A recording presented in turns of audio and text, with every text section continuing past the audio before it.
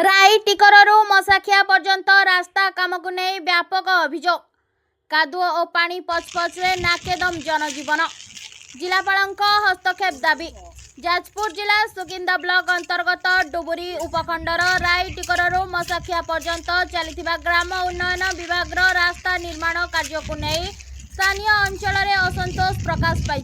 स्थानीय बासिंदा अभियोग अनुसार निर्धारित मानदंड अनुसरण नक निम्नमानर सामग्री व्यवहार कर सामान्य वर्षा रास्ता कादुअमय होई पानी जमी रहुचे।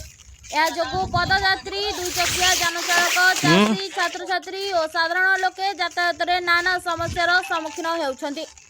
अंचलवासी कहवा अनुसार कार्यस्थल में विभागीय अधिकारी नियमित तदारक अभाव ठिकादार मन इच्छा भाव काम करुछन्ति। सरकारी अर्थरे हेउथुबा एही निर्माण कार्यर गुणवत्ता को नहीं प्रश्न उठिছে।